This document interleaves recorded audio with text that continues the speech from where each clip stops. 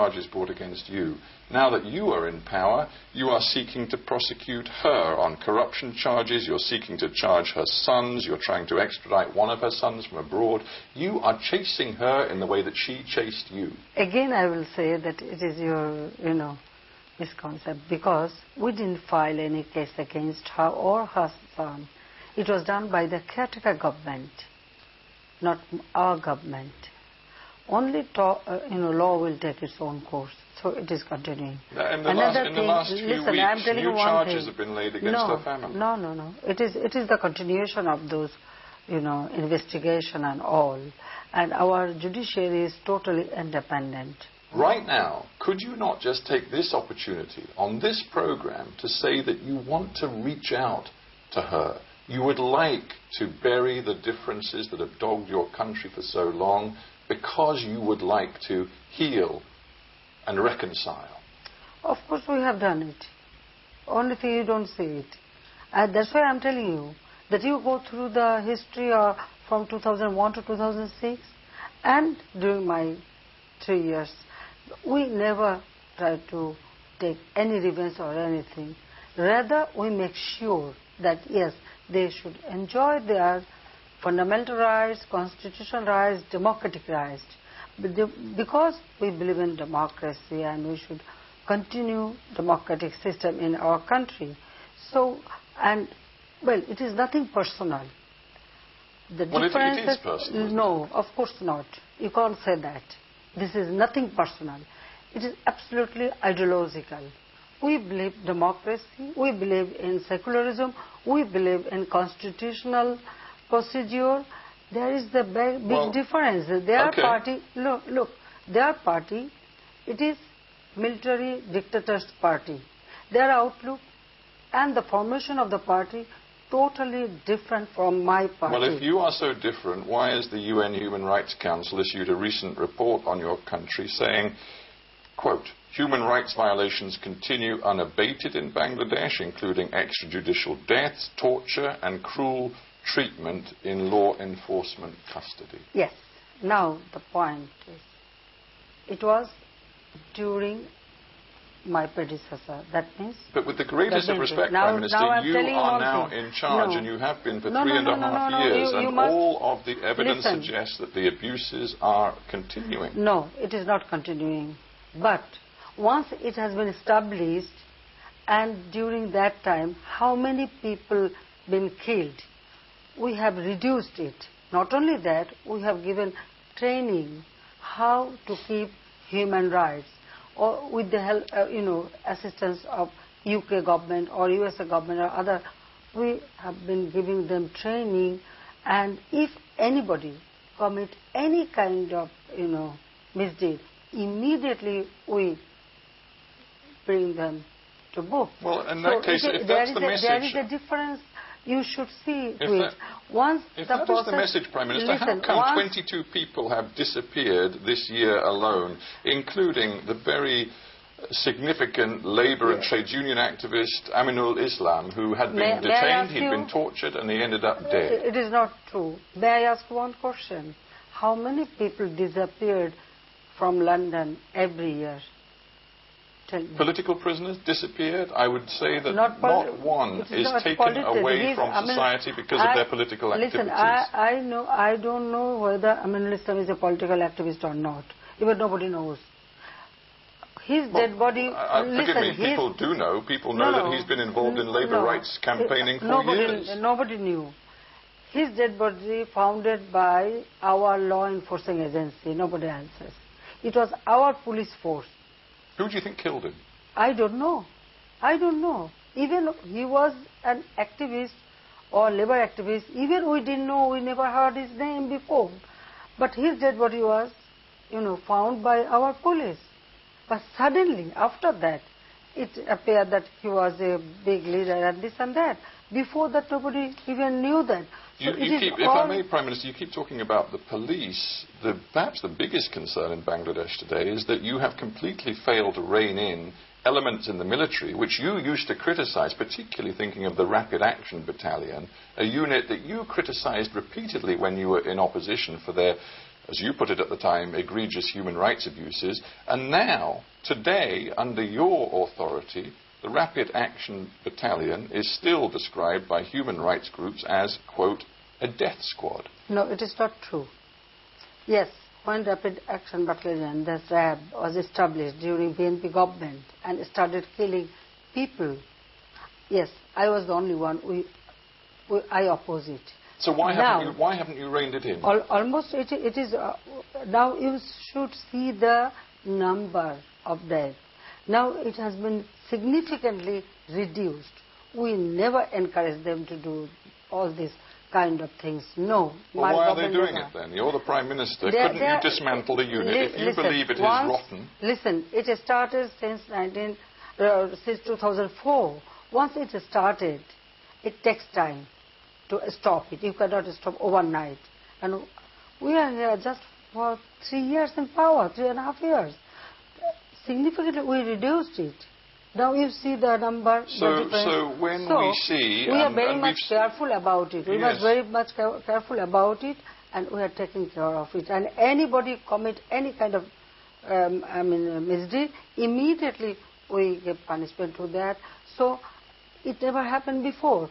I am asking you one thing. Now you are raising this question. The question is one of fulfilling promises. Your Foreign Minister very famously said when you came to power, your government came to power, there would be zero tolerance for abuses. And patently, right now, you are not operating a zero tolerance policy. Of course we are operating, and we believe in zero tolerance policy to this kind of killing or terrorism or any kind of terrorist activities. Of course, my government will believe in that. What about zero tolerance of corruption? Because the two are very much linked, aren't they? I mean, the public in your country wants to believe in the integrity of government, both in terms of respecting human rights, but also in terms of a fundamental integrity and honesty amongst public servants. We do not see that in your government. Listen, long time in our country, military ruler ruled the country. Military-backed government ruled the country. And the immediate past government, the BNP-led government, they ruled this country. And they indulge in corruption. Can you make sure that overnight you can just change it? No, you cannot. And I can assure you that my government, we are not involved in corruption. We never indulge in corruption. Had we been involved in corruption, how could we have made so much progress in the country? Our GDP, even because of this worldwide recession, we are capable, we are already, keeping our GDP above 6%. We increased our literacy rate. We increased our power generation. We developing our country. We increased our food production. How could we do it? There is no question. Your economy is growing. Your figures on growth are impressive, but the question is who really is benefiting from the money that is coming in from your economic progress? Of course not. I'm doing politics for the sake of the people, not for my benefit. Then, if that's true, Prime Minister, why has the World Bank lost confidence in your government's ability to deliver on clean governance? Let's be clear about what we're talking about. The World Bank wanted to put more than $1 billion of funding into one of the most important infrastructure projects your country has seen for many, many years. That is the key Padma Bridge project. They withdrew the funding because they had alerted your government to corruption in the handing out of contracts. They wanted action. They were not satisfied with the actions that you have taken. Suddenly, they raised the issue. Then I personally asked them, okay, and my finance minister, okay, you give the proof. They could place any substantial proof that there is corruption. They didn't. And the main point is, they haven't... I'm sorry, are you denying that there has been corruption in the handing out of contracts for this Padma Bridge project? Of course. Listen, I'm puzzled because you're one of the key ministers who stands accused of involvement in this has just quit your government. Why is that then? If there was no wrongdoing, why has he done that? many people started accused him, so he resigned. He has done a brave thing. Had he been involved with this corruption, perhaps they would not have, resigned. The question is, here, on this particular project, is quite a simple one. The World Bank sent a letter outlining their concerns. There were at least 4 different itemized concerns about corruption. Now, you have the opportunity to publish that letter, to tell the Bangladeshi people exactly what the World Bank's concerns were. No. You've consistently refused to do that. Why will you not publish that letter? You cannot do that because there is an embargo.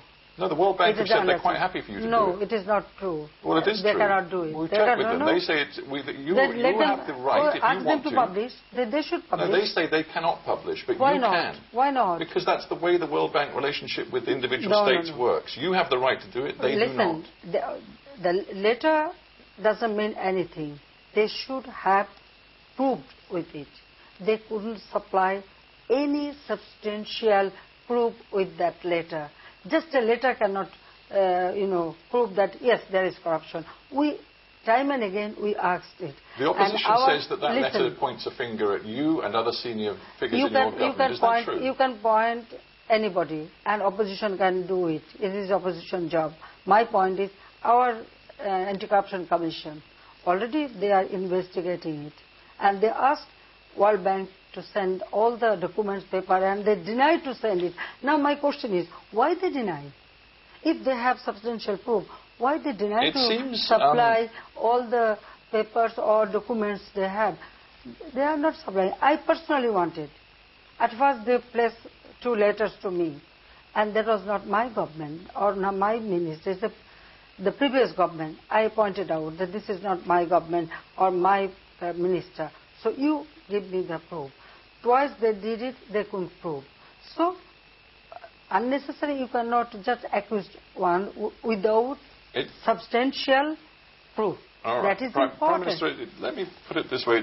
It seems a shame for the Bangladeshi people, many of them living in dire poverty, that your relationship with the World Bank has soured so badly. It also seems a shame for the Bangladeshi people that your relationship with one of the most respected business leaders in your country, the Nobel laureate Muhammad Yunus, has also soured so badly. Why did you call him a bloodsucker of the poor? You go to Bangladesh, you see in your eyes, then you will see. But I didn't mention his name. But how could you say that he did it? Did I mention his name? I didn't. But I said someone. But why it occurred in your mind... Sorry, let's be clear about this. Are you now denying that you see Muhammad Yunus as a bloodsucker of the poor? No, I am putting a question. You do see it. I am putting a question to you that why it occurred in your mind that it is he. Why? No, I think you're misunderstanding me. I've been reading the Bangladeshi press. Everybody, it seems, in the Bangladeshi media believes that you referred directly to Mr. Yunus when you used this phrase, a bloodsucker of the poor. If you want to retract it, or if you want to tell me that you didn't mean him, then that's fine. Did you mean him or not? Listen, I'm telling you one thing. Taking interest, 40%, 45%, or 30% interest from these poor people, is it fair? It is not. How can these poor people can stand by themselves? If you lend money and you are taking 35 to 45% interest. So the entire model built by Grameen Bank and Muhammad Yunus, which has been celebrated around the world as a way of lifting poor people out of poverty, you're saying you do not accept it, you do not want it. I want that there should be an inquiry that how many people come out from poverty because of that. Even his own village, if you go, how many people? Poverty reduction is done by my government. Within 3 years, we reduced 10% poverty reduction. So, it is our government. And about this Grameen Bank, it is a government, a statutory body. It's a government established. Isn't the truth, Prime Minister, that you forced Muhammad Yunus out of his role in Grameen Bank after he tried to set up an independent political party in 2007. That's why you turned against him. Listen, that time I was in custody. I was in jail when he tried to form his political party. I know, and you've never forgiven him for it. Such a big person. Why he failed? I was in the jail. He has every opportunity. Why he couldn't form his party? Have you ever thought about it? Well, besides that, I'm telling you, I didn't oust him from the Grameen Bank. It is he himself did it. I'm telling you, according to Grameen Bank law, one MD can remain till he is at the age of 60. How old he is? Up to 70 or 71 years. He's perhaps 71. The most celebrated Bangladeshi I know of that, modern times. And it is my government. Tell him that he has to leave the bank because he's too old. No, I didn't. It's a misconception. His age didn't permit him. But he went to the court. He filed case against my government and the Governor General of the Bangladesh Bank. He filed cases. Because of this case, he was defeated. When you talk about Muhammad Yunus, when you talk about Khaleda Zia, there is a sense of animosity, a sense that the divisions in Bangladeshi society have not healed, which tells me that you have not achieved your aim of unifying your country. My country is unified. My country is unified because if you go through the result of the election, you can judge this. With you respect, mentioned about... You've seen an attempted coup in your country in the last 12 months. True. You've seen the opposition put hundreds of thousands of people on the streets. You've seen the opposition say that they may not contest the next election because of constitutional changes that you have made, which they say fundamentally threaten democracy. How can you tell me that your country is unified? Of course not. Rather, we amended the constitution that ensured democratic right of our people, fundamental right of our people. Because unconstitutional or authoritarian government cannot come in future. They cannot capture power illegally. That we make sure in the constitution. And that way we ensure our people's democratic right. Before we finish then, let's just stick with this idea that you believe you're on a long-term trajectory to real economic improvement and progress. There is one fundamental problem facing your country, which goes far beyond party politics or some of the other issues we've discussed. That is the threat of climate change. Yes. We now have experts in your own country saying that, and I'm quoting Atik Rahman here from the Bangladesh Center for Advanced Studies, more than 30 million Bangladeshis are liable to lose everything from climate change and rising sea levels in the next 30 to 50 years. What steps for the mitigation and for 135 action plan we have taken? Already we have started implementing it. And we receive many commitments. Yes, we are receiving a very small fund, but we need more support from the world so that those who are responsible for this climate change, for global warming, those countries should come forward and assist us because we are the worst sufferer. Our people will be worst sufferer. So they should come forward and they should place before, funding so that we can assist our people. You should see what we have done and what we have started, how to save our people, how to save our country. We have started building, green belt. We have started raising our rivers. We have started building cyclone shelter, flood shelter for our people.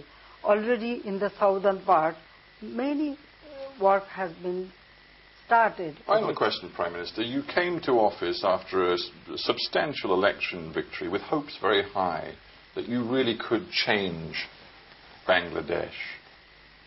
Do you believe you have changed Bangladesh? Yes, I believe it. Already we have taken action plan. It's a long-term plan, short-term plan. We have a vision, Vision 2021. already we have adopted our program, this sixth 5 years plan for economic development. We have already started implementing, and then up to 2020 we have our mission how to develop the country, a long-term program. So I believe only I can bring change, because my politics, it is for the people, poor people of our country. I do politics to not only bring change to our people's life, also I want to make sure that our people should get their basic needs, fundamental rights. So that way we are working, and I believe that yes, only I can do it. My party. Interesting you say that. You've just actually prompted another question in my mind. Only I can do it, you say. Does that mean you definitely intend to run again in 2013-14? No. Because some Bangladeshis say it's time for a generational change, that for all of the long-term struggle between you and Khaleda Zia and your parties, the best thing for Bangladesh in the next election would be for both of you to leave the stage and introduce a new generation of leaders. It depends on people. But you would like to run again? Of course, I'll do, if my party permit me, if my people permit me. I'm doing politics for my people, for my party. So if my party, I means it is not I, it is my party, our party. Yes, I should have used the word our. I know that. Prime Minister Sheikh Hasina, thank you very much for being on Hard Talk. Thank you. Thank you very much indeed.